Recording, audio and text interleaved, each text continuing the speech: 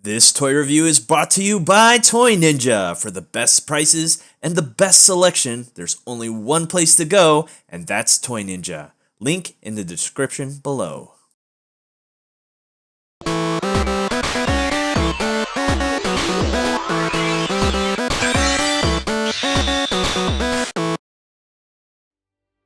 After collecting Figuarts Dragonball Z figures since their inception, not once have I thought they would ever make a Shenron. I always figured he'd be too big for the figure line, and to match his scale with the TV series would be next to impossible.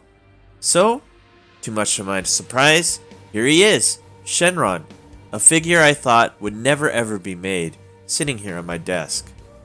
It's hard to believe that the Granter of Wishes has been made to fit the Figuarts line. So, is he worth the price tag of almost $100 shipped? Let's find out in this toy review of SH Figuarts Shenron from Dragonball Z.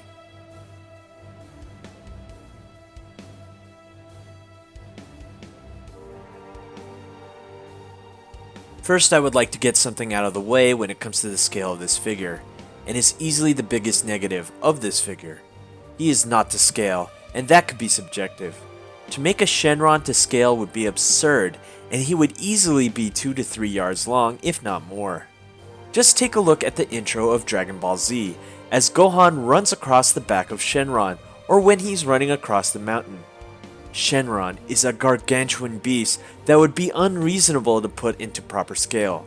What I'm trying to say here is, if he was put to the proper scale, there would be no place to put him. He would be way too big for most desks, and it wouldn't be able to handle him. So, SH Figuarts put him in a more compact and reasonable scale, and while he could be much bigger, this isn't bad as one would think, as he towers over Goku and friends, and that should be big enough. So now that I have that out of the way, let me say he's absolutely amazing to look at. The green scales on his back, the yellow underbelly, the face, and his overall attention to detail is astonishing. I love how SH Figuarts even added some leathery detail to his underbelly to make him more true to the show and add a little bit of realism to him. Also, the green scales give a really neat texture to him and helps cover up his joints. When it comes to the overall finish of this figure, he is a semi-matte finish on the scales and a pure matte finish on the underbelly, giving him a unique contrast that looks good under any light. The paint and detail are flawless in my opinion, and if you're thinking of getting him just for his look, honestly, you would not be disappointed.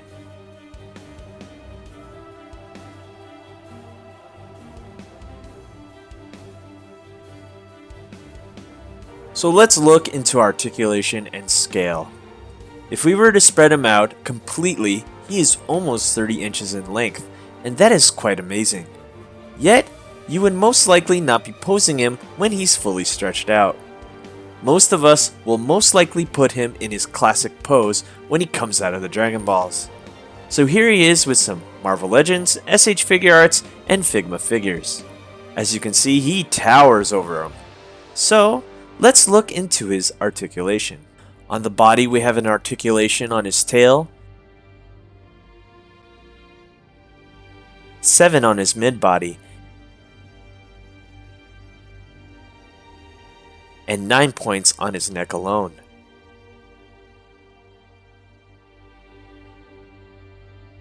His jaw is articulated to give him an up and down motion, and his forearms have a ball joint at the wrist, double jointed elbow, and double jointed shoulder. Total, we're looking at around 37 points of articulation, which is quite a lot for a figure of this scale. I think if there was anything wrong with his articulation, I wish you could have laid him flat, but his mold is designed to be in the coiled position.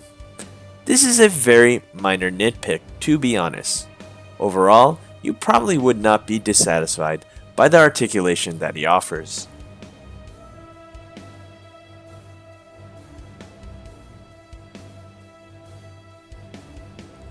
The stand and the Dragon Balls is what you get with this figure, and that's really it.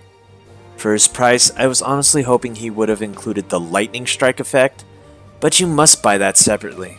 No big really, but I just wish it came with it. The stand is something that could honestly be better. Articulated joints for the stand would have added a lot to his posability, but for the most part, the stand is just sliding joints as you can see here. This limits your posing options, and adding a few joints to the arms would have been nice, but unfortunately, we don't get that, and posing him is really difficult.